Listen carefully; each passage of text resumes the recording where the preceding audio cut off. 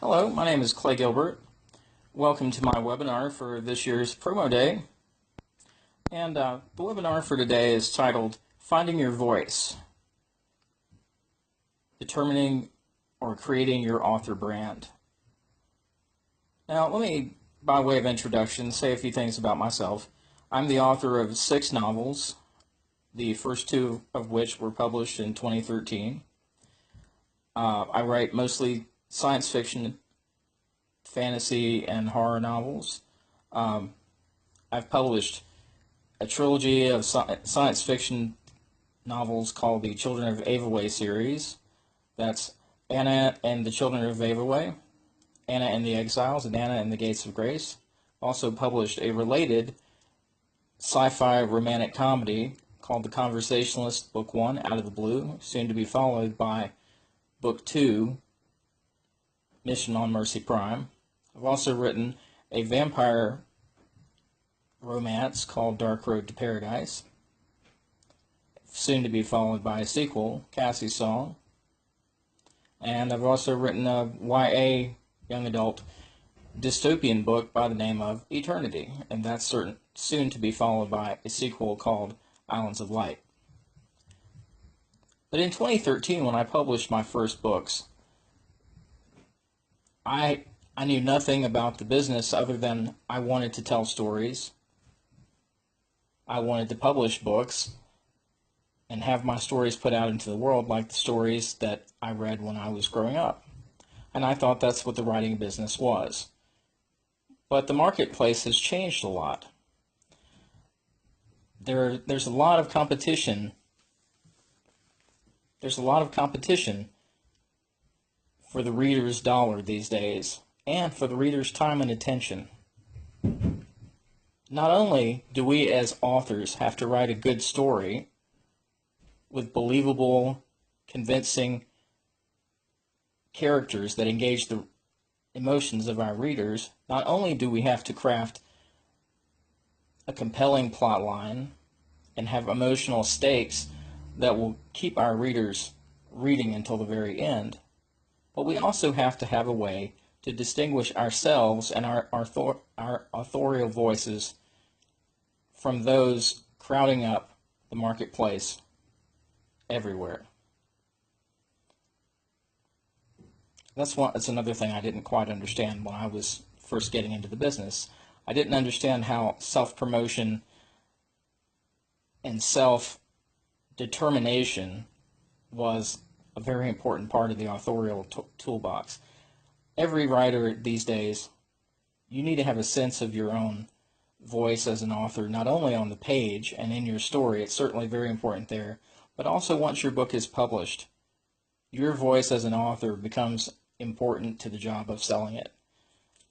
When I was with my first publisher, PDMI Publishing, the business manager at that company had an interesting conversation with me.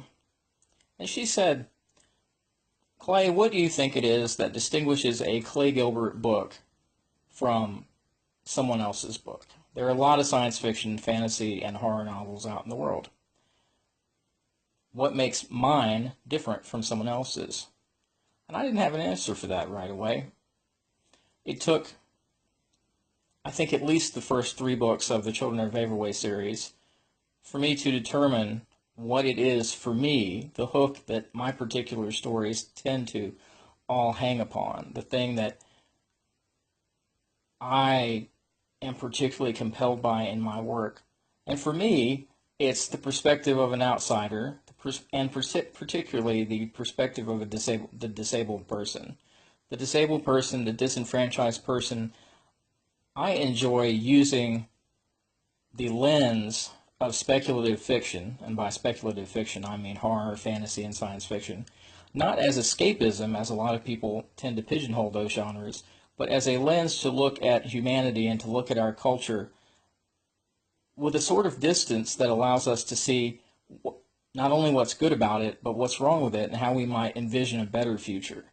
So I like to draw upon that power and that persuasiveness in genre fiction, but I also bring to bear my own background as a disabled person, my own upbringing, my own growing up with hydrocephalus, um, and the difficulties that I ran into with people who just didn't want to understand people who were different.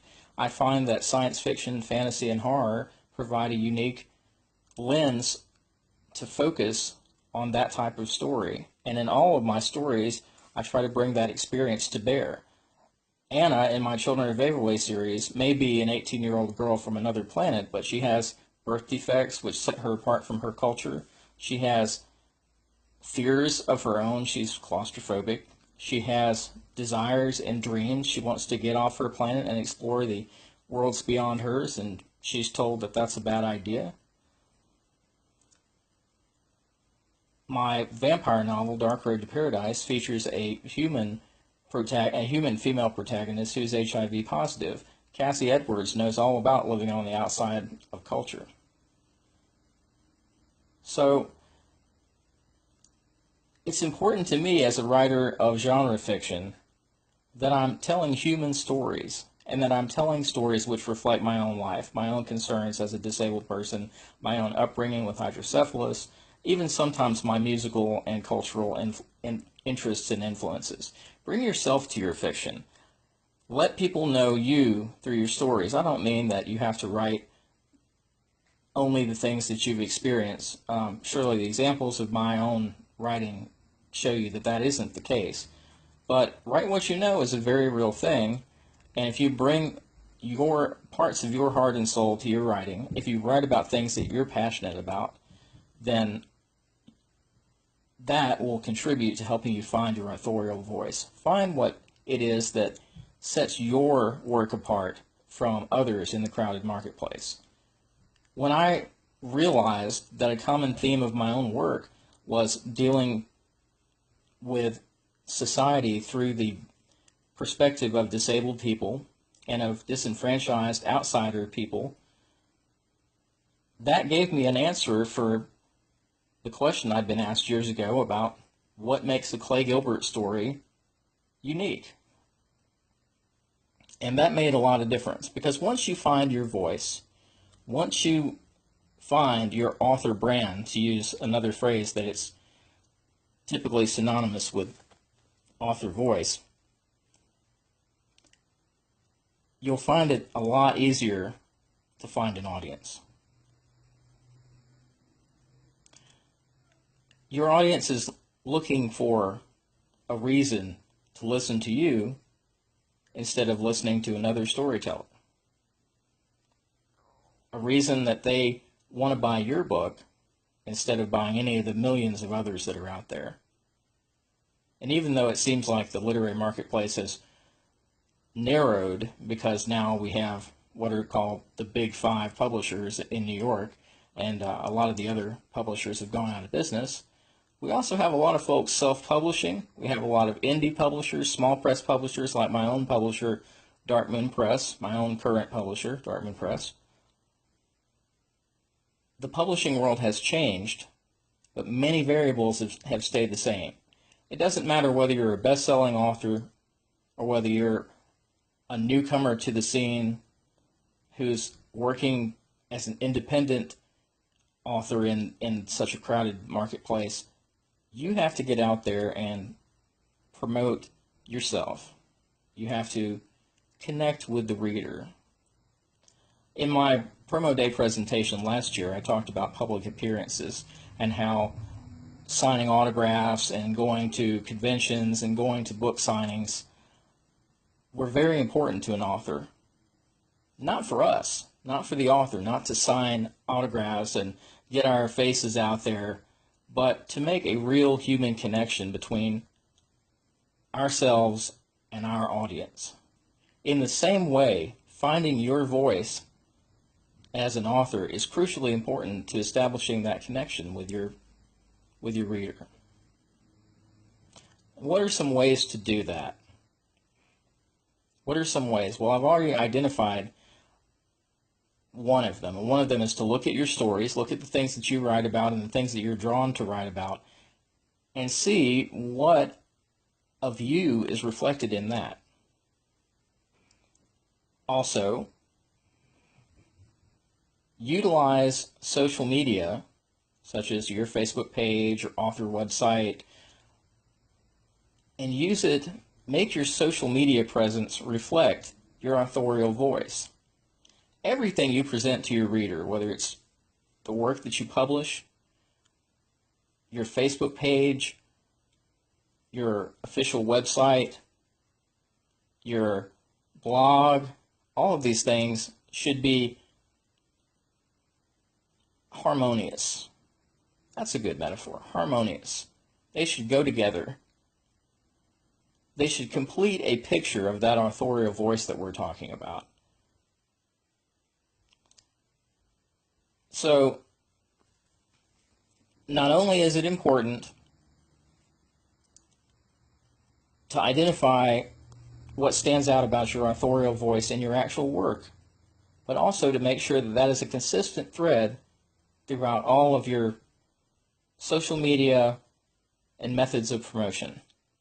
Make sure that everything you do resonates with that same signature of your authorial voice. When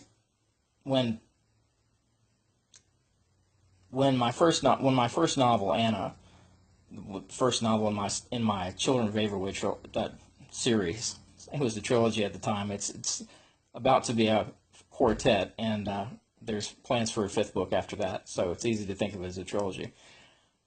At any rate, when what was then titled Anna and has since been retitled Anna and the Children of Averwood was first published, I brought my authorial voice to bear even on the promotion for that book. The very first book signing for that book was held in Gadsden, Alabama at a comic store called Dragon Quills, run by a friend of mine, Blake, and part of the proceeds went to research for hydrocephalus.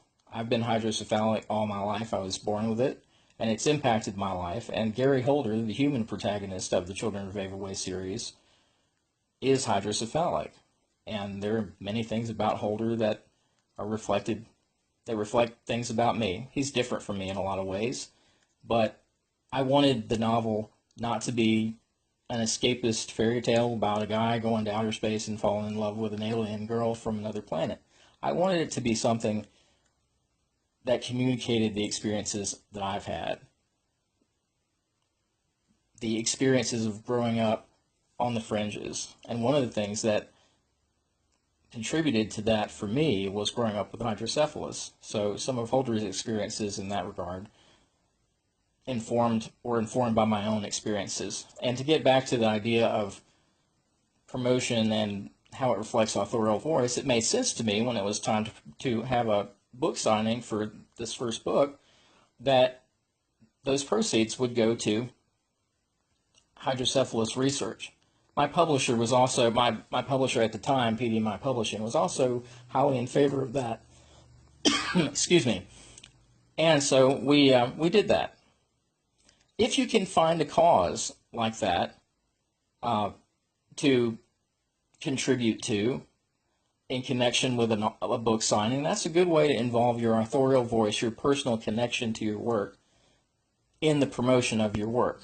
You don't always have to do that. It was a happy marriage of fact and circumstance in this case that we could funnel part of those profits in that direction. And things may not always work out that way for you, but always try to find some way to make a personal connection between yourself and the reader, and between your work and you. One of the hard truths I had to learn when I first became an author was that people were not just interested in my stories. In fact, in a lot of senses, getting to people to buy your books is about getting the people to be interested in you. A lot of times before they're interested in your stories. They might not necessarily be interested in Anna, a girl growing up on a planet called Avaway,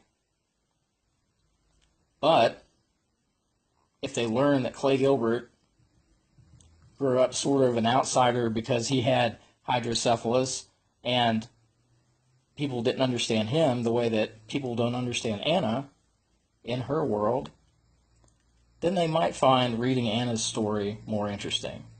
There are a lot of science fiction stories in the world, but the way they approach, I think the way I approach them is rather unique in some respects. I found a way that I can use my own experiences and my love of science fiction and fantasy to craft work that I feel proud about putting out into the world. And that is another thing about finding your authorial voice. If you are proud of your work, if you write something that you aren't happy with and proud of, eventually you will find an audience for that work, because the passion that you bring to your work will communicate itself to your audience. Showing your reader how your work reflects you is an important part of that whole thing. It's crucial. And it's something that I wouldn't have known the first year that I got into this business as a professional author. It's something I had to learn, and I'm still learning how to do it better, still learning how to promote my work and how to make connections with my audience in a more substantial way. And you can learn it too. But first, to recap, identify the things in your stories that reflect you. Identify the things that you are passionate about and that you enjoy writing about. And find ways to tie those things in to the way that you promote your book.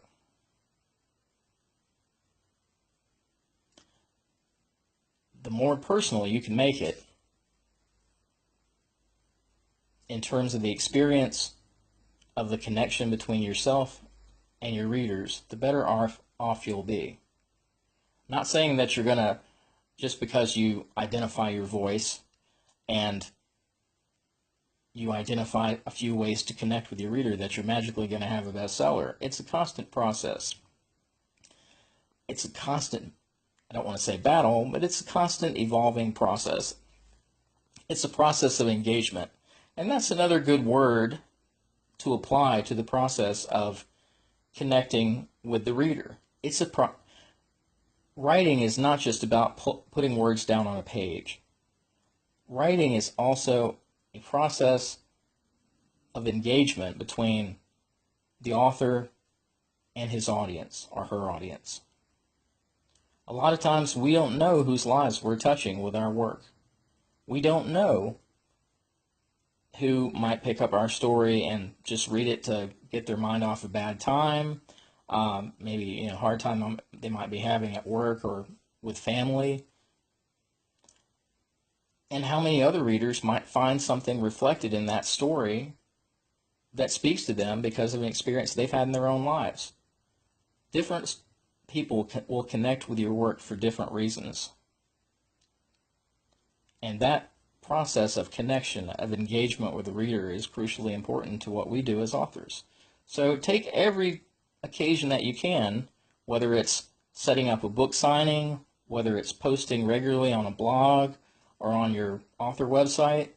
These are all chances that you have to engage with your readers or your potential readers. Everyone out there who reads your blog is a potential reader. And everyone out there is a person, a human being who deserves to be connected with. In these times that we live in, human connection is one of those things that I personally think is in short supply. The internet is a powerful tool for communication and connection, and a lot of times it seems like it serves to distance people even further. As authors, as communicators, we can turn the tide against that sort of thing by using our craft, using our work to connect with the people who read that work. Think about that when you're thinking about your authorial voice and when you're thinking about a way that you can make your work more impactful to people, or just or even when you're just thinking about ways to raise the profile of your work so you can sell more books. Even as a commercial concern, connection is important. The more people connect with you, the more likely it is that they'll want to buy your book, want to read it, and come back and buy the next one. If you stay connected with your readers and you give them a reason to be connected to you, that can pay you some tremendous dividends in word of mouth, in sales, and in audience loyalty. When I was growing up, I've always been a serious fan of Stephen King, and he's been a tremendous influence on me as an author. And I just want to leave you with this story. When I was 13 years old, I went to a convention called Satyricon 2 in my hometown of Knoxville, Tennessee, where I'm sitting right now. Stephen King was a guest of honor at that, and I was just starting my serious writing career, even though I'd wanted to be an author from the age of 4.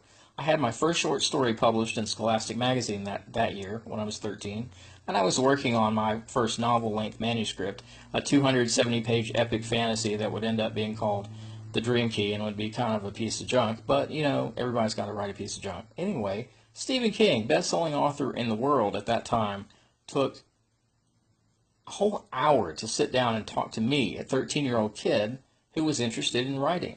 He told me things that I still do to this day. He told me to write 10 pages a day. I try to write 10 pages a day. He told me to write every day. I try to write every day unless I'm deathly ill and can't sit at my desk.